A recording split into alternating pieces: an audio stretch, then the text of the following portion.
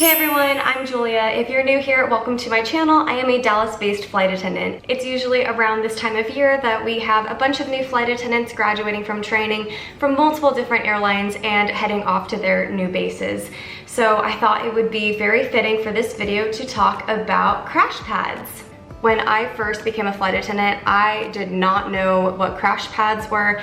I guess the more formal definition of a crash pad is a living space where airline employees share and live. I really wanted to create this video to help you figure out the perfect crash pad for you by giving you some tips and pros and cons of crash pads in general.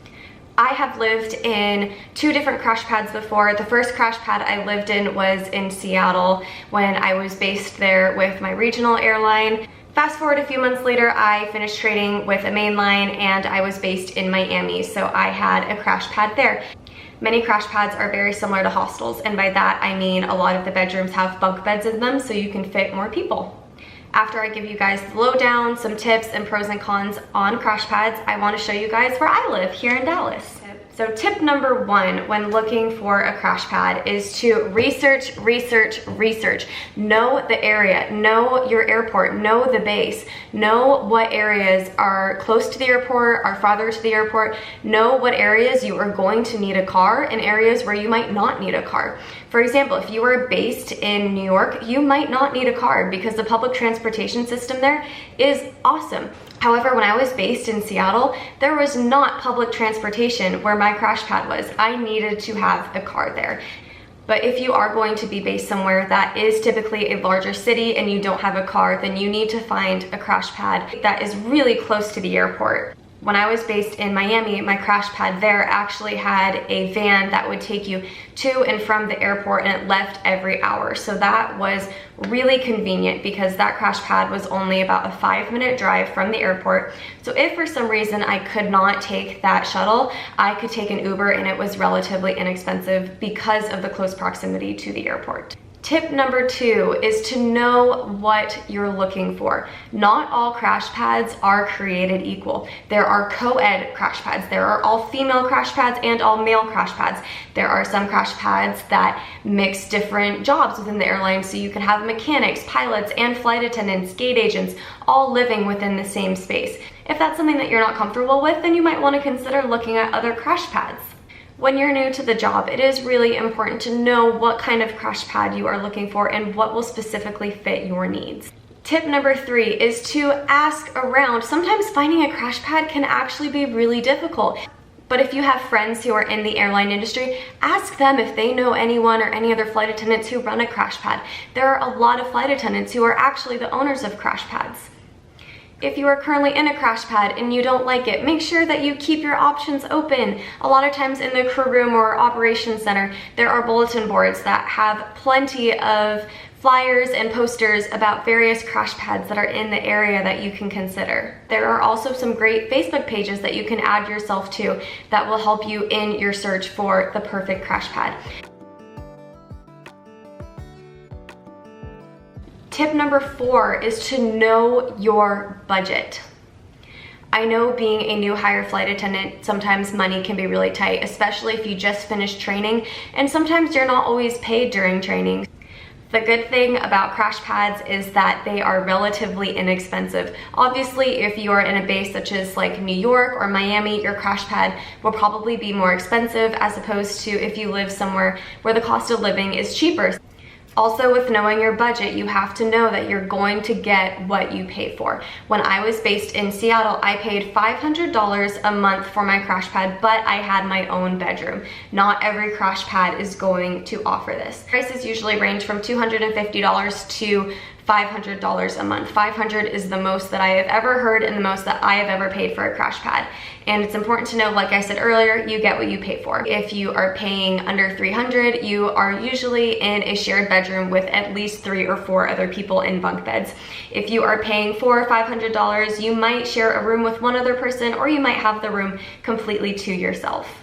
Cheaper crash pads are really beneficial for flight attendants who possibly have mortgages in other states and need to be home and just need that bed for a few nights out of the month to sleep. When I was based in Miami, I stayed in a crash pad that had 4 girls to a bedroom, and there were 2 different bedrooms, and I paid about $250 a month. My 5th and final tip for crash pads is to know what kind of bed you need. This sounds silly, but there are 2 different types of beds when it comes to crash pads. You can either have a hot bed, and a hot bed is you bring your own sheets, you take your sheets off, and you are basically renting that bed for the night or for a certain amount of nights. That bed is not yours for the month. You are renting that bed for a certain amount of time, and then when you are done with it, someone else is going to come in and rent that bed as well.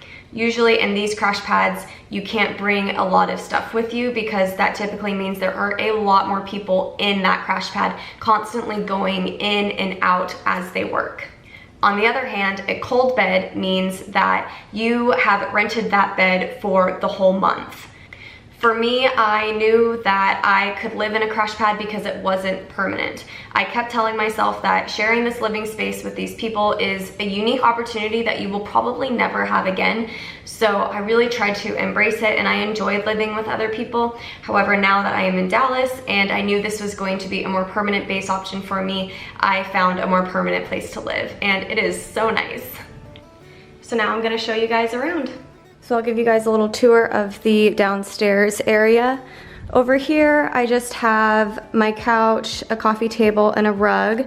And directly across from that, I have my fireplace with a TV above it. And on my fireplace mantle, I just have some pictures and candles. The kitchen is one of my favorite rooms in the house. I have my microwave, a sink, toaster, and everything else. The oven is a 2-door oven. I prefer a 1-door oven, but I'm getting used to it. I love the backsplash that's behind the oven on this wall. I think it's really pretty. I also have a large fridge, which is really nice. And here I have a half bath. It's pretty small, but it's nice to have a half bath down here for when my parents stay. Over here is my dining area. I obviously don't have a table here because it's just me living here for now. But I do have these 2 chairs that I just sit on and eat over the counter. I actually got those chairs at TJ Maxx. And then here I have a washing machine and a dryer, so I have my little laundry area. And so basically, yeah, that is the downstairs area of my condo. This condo is 2-story, so you just walk up the stairs. And right here I have a 2nd bedroom that I mostly just use for storage, and then this is my room. So in my room I have a queen size bed, and I got that wall tapestry on Amazon. I will try to find it again and link it below, or find a similar one.